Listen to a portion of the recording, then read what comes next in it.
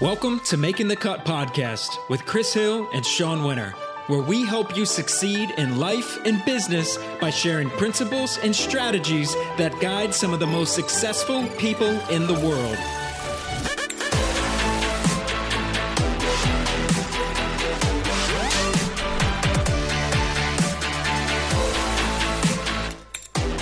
Welcome to episode 11 of the Making the Cut podcast. I'm Chris Hill with my co-host Shawn. Today we're joined by marketing and branding expert Bernadette Jiwa. So Shawn, before we get into the conversation, the last couple of weeks I've let you tell this joke, and I think our audience probably thinks you're the only one that's funny. Yeah, pretty much. That's kind of where we're at right now, Chris. So I got one for you today. Back in episode 7 with Steve Sisler, you asked how many narcissists does it take to change a light bulb? Well, today we're talking about marketing and branding and storytelling. How many marketers does it take to screw in a light bulb? I don't even have anything. I don't even have a funny comeback for it. None. They've automated it. And there you go. Folks, I'll be here all episode. Yeah. Well, why did the two marketers not get married? Let's see here. They weren't on the same page of some sorts. Landing page. They weren't on the same landing page. There we go. You got it. Well, I am so excited to talk to Bernadette. I've listened to 2 of her books. I've got it on Audible about 5 times. That is Marketing and Making Your Ideas Matter. I am such a fan of her work, such a fan of her blog, The Story of Telling. And I even have a hard copy of her book, which was The Difference. She has 5 books in total, and she has another one that's upcoming. So I'm a huge fan. She has this way of simplifying something complex as a brand strategy or marketing strategy. She simplifies it down, and I'm very excited to kind of hear her thoughts. How about you? Absolutely, Shawn. When I first realized all the work that she's done with Seth Godin, I couldn't be more excited since then. So let's tell you a little bit about Bernadette.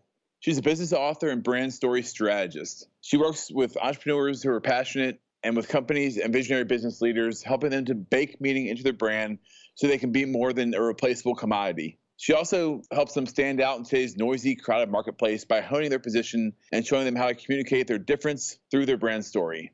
She's also the author of #1 Amazon bestseller, Make Your Idea Matter. And Shawn, that's one of the ones you've read, right? That's the one. Absolutely. About 5 times. What do you say we jump right in? Absolutely. Let's do it. Bernadette, thank you for joining us today. It's my privilege. All right. So we're going to dive right into it. Can you tell us how you got started in this line of work? It's interesting that you're both from a culinary background. There are a few jobs that I've done in my lifetime.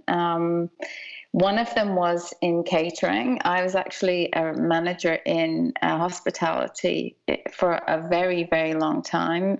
As I started my career, it was one of the first jobs I had. Worked my way up into management positions, and there's something incredible that happens in hospitality when you have the privilege of opening the door at 7 a.m. in the morning and seeing people at the start of their day and understanding, the reasons they come into a cafe first thing in the morning and why they're there. It's generally a lot more than food and beverage. So that was one of the first things that I did. I've also done things like launched my own small startup in the UK. I was a nurse for a certain point of time, so I've had quite a squiggly career. But how I got into writing about branding, marketing, and storytelling was really, I think, goes back to my fascination when I was 10 years old with why was it that these collectible stars on the back of my brother's Action Man toys on the back of the packaging suddenly became more valuable than the toy themselves. So the toy company put out this promotional sort of marketing gimmick in that you buy this toy and you get these stars on the back of the box. You collect those stars and then you send them off in an envelope and they send you back this, bonus thing. It could be an outfit or it could be a special toy soldier. And what my brother and I noticed when we went into the toy store was that the stars had been ripped off all the packaging. So it was really interesting to me, sort of a light bulb moment, thinking about, people care more about the packaging at this point than they did about the soldiers. So I think lots of things have influenced my decision to do this work. And in general, that I just love. I love storytelling. I love people. And I've always been fascinated by marketing. Speaking of marketing, can you share with us your personal definition of marketing? Well, that's an interesting thing, isn't it? Because people tend to think that marketing is telling people the story of the thing that you've made. And my definition of understanding what it is to tell a brand story is first understanding why you exist. So that's the first step in any marketing journey, is to understand why you exist, where you're headed, what you believe in, and what your plan is to deliver value for the people you hope to serve. So it's not the traditional definition of marketing, which is, how do we get more people to buy our stuff? What do we tell them? How do we create more awareness of what we're building, creating? My belief is that we need to start with a customer story and not start with our story. How does branding fit into that in terms of how do you define that now that you've talked about marketing?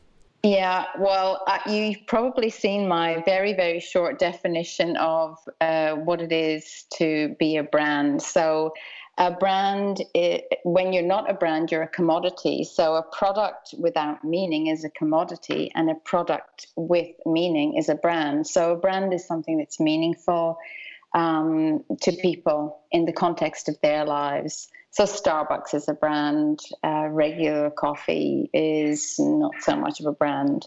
So a brand is creating value all the time by creating meaning for people in their lives.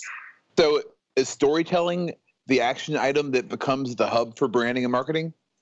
Yeah, it's more than telling. It's a pretty hard thing to explain, isn't it? That I just tell you my story and suddenly you get it and all the meaning is created around it. It's more a case of being story driven. So going back to that list I mentioned before, which is, understanding why we exist, what we're here to do for the people that we serve. If we go back to the Starbucks example, they've got a very clear purpose about, changing the world and changing every neighborhood one cup of coffee at a time. So I think it's that having that deeper purpose is where you start, having this and creating this meaningful difference in people's lives instead of thinking about how can we sell more stuff.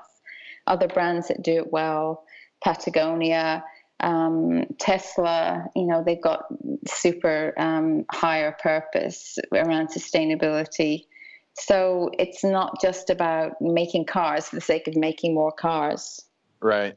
For aspiring entrepreneurs, and I can tell you for me, when I was putting together Entrepreneurial Chef and then Entrepreneurial Chef magazine, I think I said this in the very beginning before we jumped on, is that I listened to your books about 5 times each and went through your downloadable 20 questions and filled that out and everything. And so for those people that are just starting out and trying to create a really solid brand story, what are some of the very first steps, some of the key steps that they should be taking or thinking about as they're putting that together, besides getting all of your books and listening to them 5 times?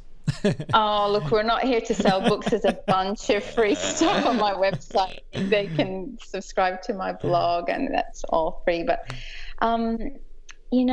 guys, the thing that I think we forget is that questions are really important. We tend to fall in love with our own idea and think, I've got this amazing idea, it's going to be fabulous and people are going to love it. And I think taking a moment to step back and ask the questions about the people who are going to buy this thing or want this thing. So we tend to get obsessed about our own idea and fall in love with it and become obsessed about that thing that we're going to sell instead of obsessing about the customer.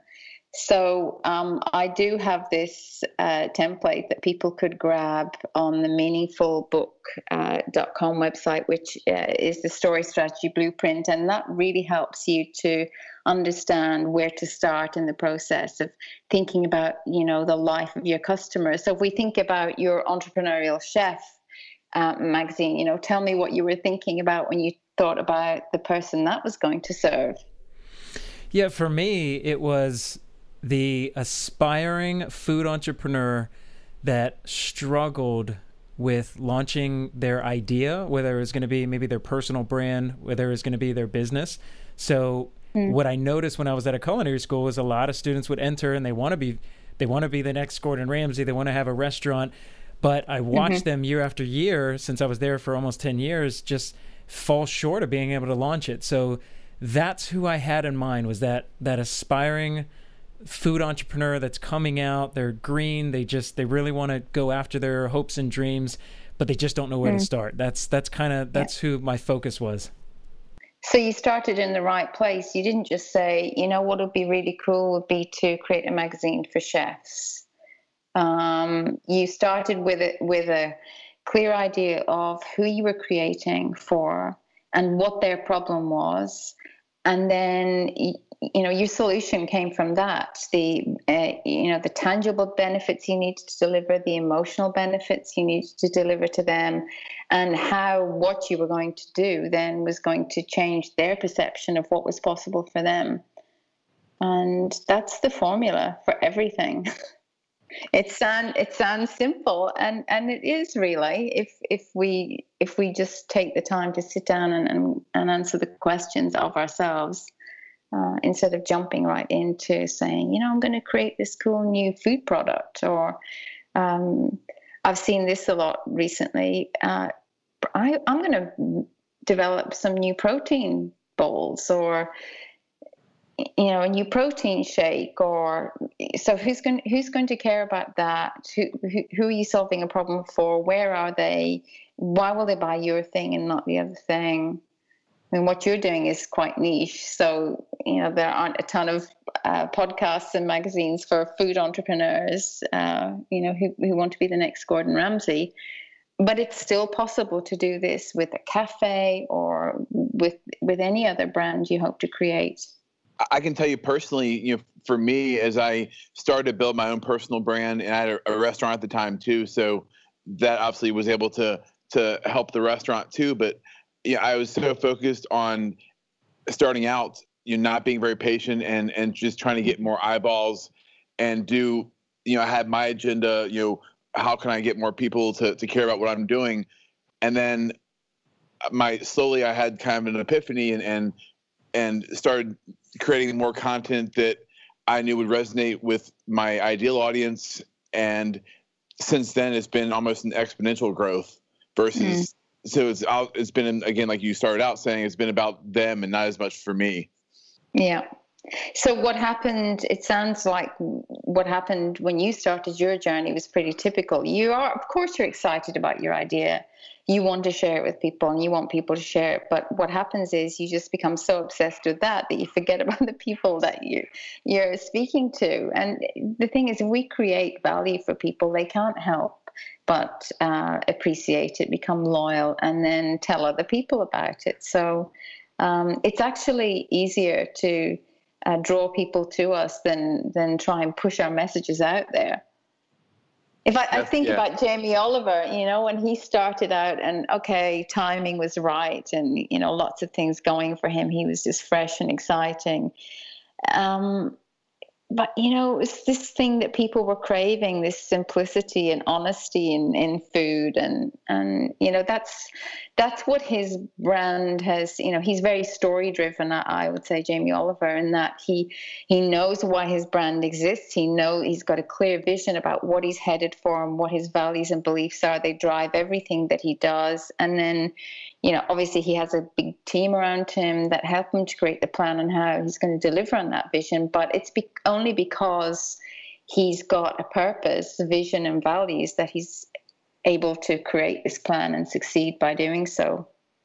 Now, Bernadette, in relation to storytelling specifically, Can you share for the audience why this is just absolutely so important, so pivotal for them? Well, there's a lot of noise out there in the world, and never more so.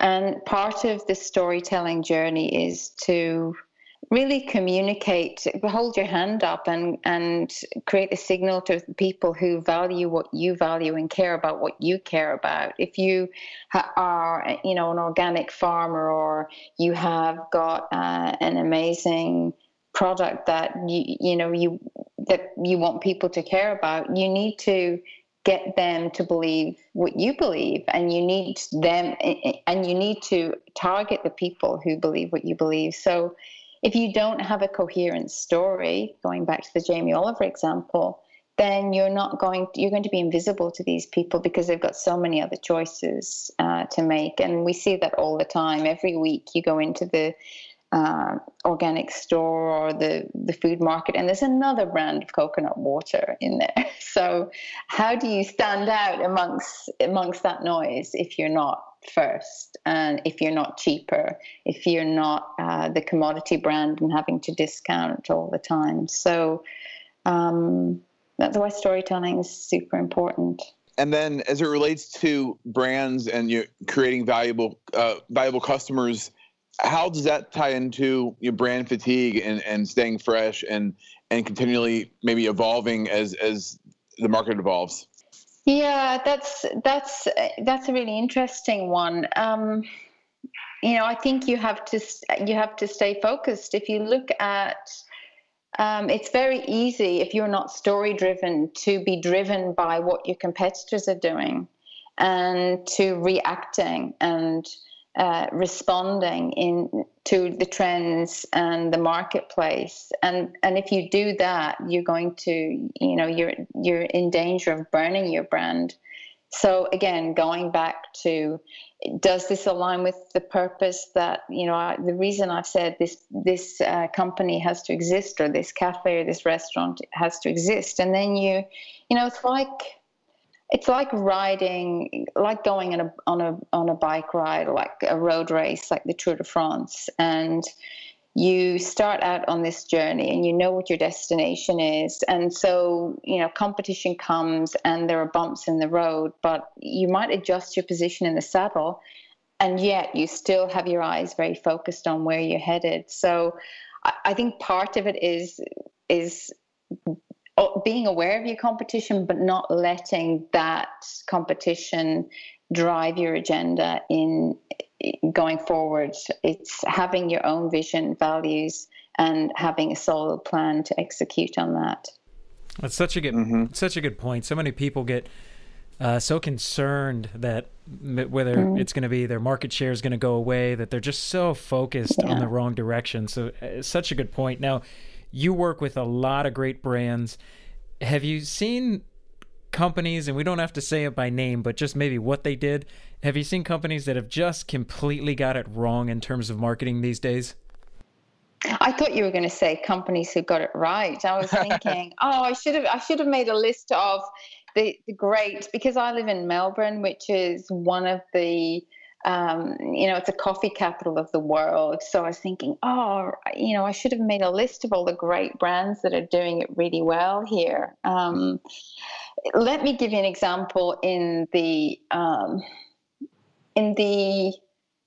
catering restaurateur world. And I'm not going to give names, and I'm not working with this brand, but the thing that people say in Melbourne is, if a cafe or restaurant survives in this town for more than a year, they're doing really well, because there's such a lot of competition.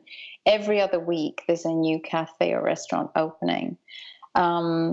So there's a new bakery opened lately in the area, and it's got an international reputation. And somehow, every time I walk past there, it's empty. And I just think somehow they've got their story wrong. They haven't they talk about authenticity from their country, and yet, I can't smell the bread. I can't smell the baguettes when I walk by. The place is, the space is very big and cold, so it doesn't feel like a French bakery to me. It doesn't evoke. It doesn't evoke feelings of France when I walk past there, and I don't know if it's going to stick. On the other hand, there's a brilliant brand I would urge people to Google, which is Loon, and they make amazing croissants. In fact, I think the New York Times featured them a few months ago as, are these the best croissants in the world? So the girl who started this brand with her brother, they started a hole in the wall in one of the suburbs where they're not now. They've expanded, but they had a hole in the wall making croissants and selling them till they ran out, and people would come and line up, and they now still do, from 4:00 in the morning to get these croissants because they knew they were going to sell out. So they have built their brand on a couple of things. One is scarcity, because they touch everything that they do, so therefore there's not an infinite number. They've also just got a great product. They've put so much time and effort into developing the product, and their story is around, we take time, and it's carefully done, and it's artisan, and it's one-off, and best ingredients, and look them up, Loon. So yeah, that's, I'm looking them up right now, actually. Yeah. Videos of what they're doing. They've now got an amazing space, not very far from where I live. And I can guarantee you, actually, when they first started, they only opened 3 days a week.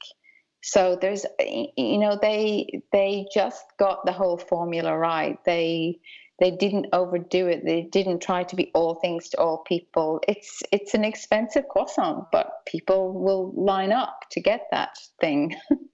Right. Well, and I think we've seen this. I've definitely seen it in the restaurant industry, where you have a successful, brick and mortar location, and then you're, oh wow, this is doing really well. Let's open up, 2 more, and then let's expand to new markets, and let's try and expand, nationally, and then maybe internationally if you're really successful.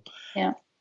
In that process, I feel like oftentimes a lot of the charm gets lost. But then there's obviously certain brands that are able to do that really well. In terms of scaling, is it just the company culture that stems from the top, or what's at play there in terms of keeping that brand identity as you try to expand and grow and scale? You've just hit the nail on the head with this brand that I feel just hasn't got it right for this marketplace. I've not visited them in their home country, and I know they have expanded internationally, and I'm presuming successfully in other countries, but here it just doesn't seem to be flying. And I think it goes back to the point of, asking yourself the question, are we just so in love with their idea that we just want to have, I would love to have a place in London, or I would love to own and operate a place in Paris. I mean, even Gordon Ramsay got it wrong, right? He had to close stuff. So it goes back to the point of, why do we exist? Again, going back to our purpose, where are we headed? What are our values and beliefs? And then going to look at the people in that market, in the market where you're headed, and say, is this something they really would care about and really would want? Where does our story fit into their story? Not just we've got a great story to tell with our products and services, and we're just going to jump on and do that. It's kind of like I was reading your blog. I go in there often, but there was one. It was I think it was a couple of days ago, or maybe a couple of weeks ago. But a little boy standing there shouting, and I think the title was "Shouting to Be Heard." It was all about all about you can just shout and see if people are going to listen to you, or you can listen to understand the people, and then go down that route. And I love I love kind of how you positioned that. Yeah, well, thank you. It sounds pretty simple, doesn't it? Let's just listen to people and try and understand what they want to do. And in our panic to succeed, we do the other thing. We do the opposite. And now you've got somebody who has got a sandwich board on the pavement outside his place that's offering discounts or specials to get you in and try the thing, and spent a lot of money opening this bakery and cafe and fitting it out, and doesn't have a clear strategy at this point. Now it's, how can we get people through the door? We'll just make it cheaper. And that's what my good friend Seth would call a race to the bottom. Yeah. Nobody wins. Well, you can't win that game, because literally 100 meters from their door, you can go to the supermarket and buy 3 croissants for $6. So are you going to sell it for $2 next, or are you just going to make the better product and have the better story? Which the Loon croissant people have got nailed. People will pay $5 and $6 for their croissants. So you can't you have to book ahead if you want to go for their thing called the Loon Lab, which is to go in and dine in there and have a croissant degustation on a Sunday morning. That's booked out. So what are they doing right? What are the other people doing wrong? Mm-hmm. That's all story. So for somebody listening, Bernadette, what, aside from the obvious that we've been talking about, might be a good place to start for them? They're trying to build that next Loon croissant. Yeah. Well, your product has to be great, right? Your product is your marketing too. So if your product is great, then people will talk about your product. Not being all things to all people. Starting small, trying and testing. Loon was a hole in the wall in a different suburb, and they opened on weekends, and people came. People heard about them. It was all driven by word of mouth. I have never seen them advertise. And yet they get so much exposure in the press, because the press want good stories to tell. They want to share the good stuff in the city. So great product, start small, understand who your customer is. And I don't mean their demographics, we're going to appeal to businessmen who will live in the city and they've got this income and that income. But what is it that the business diner wants to do? What's his, what are his psychographics? What's he thinking and feeling? What's his worldview? What does he care about when he wants to bring a client in for lunch? Not just the quality of the food, but what else are you going to help him to do? What's he trying to achieve, and how are you helping him to get there? In relation to someone that's trying to build a personal brand versus a business entity, is there a slight difference between everything that we've been talking about, or do a lot of the same principles, if not all the same principles, apply?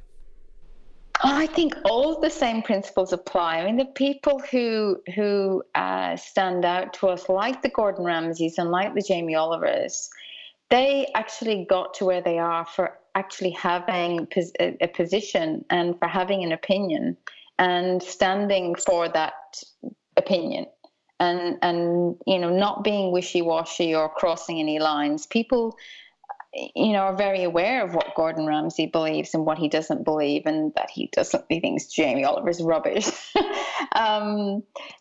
And they know if they go to Gordon Ramsay, they're going to get a certain style of cooking and a certain type of arrogance, and that's his brand, right? And some people hate that, and some people like it. So again, it's knowing what you stand for, what your values and beliefs are, and those things guide how you present yourself to the world. And the interesting thing is, when you understand your values and when they guide your behavior, you attract people with like-minded values. Like my son, who watches Gordon Ramsay videos constantly and will say to me, Mom, you can't take that kind of shortcut when you're cooking. You got to do it this way.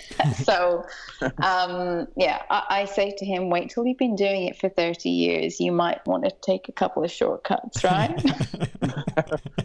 So, Gordon attracts the kind of people who want to, want the system and want to do it right. And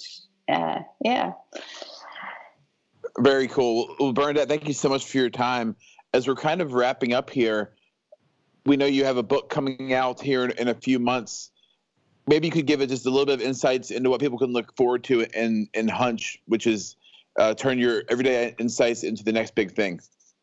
Yeah, this is an interesting one. What I'm trying to help people to do with this one is to really stop and question what it is the world needs from them and how they can trust themselves. If you think about some of the most successful entrepreneurs that we know, they're not looking for proof in the data. There was no data before Jamie Oliver went out there and did Naked Chef. There was no data for Sarah Blakely when she launched the Spanx brand with $5,000. Sometimes you just got to trust your gut and go. There was no data for the Lune Croissant lady. She just wanted to do this thing, felt that there was a place for it, and trusted her gut that if she tried it and tested it and started small and got her market right, that she could win. So it's about helping you to get better at trusting your intuition, and you do that with practice. So that's what this book is all about. Very cool. Very cool. Well, thank you so much for your time. It's been a pleasure chatting with you. Oh, I've loved it. Thanks, guys. Love talking about cooking and restaurateurs and cafes. You're super welcome. So that was our conversation with Bernadette Jiwa. Shawn, what were your takeaways? Chris, she has this way of just taking something that could be complex, creating a marketing strategy, a brand story, and she just simplifies it. And that's what I love about her work, the blog, the books. It really helped me when I was putting together Entrepreneurial Chef and the marketing strategy, the brand story, the positioning, as we had talked about when she had asked me. I started with the end user in mind and worked my way backwards. Well, she was pivotal in helping me do that because her books very much imprinted on me, and I had a lot of takeaways.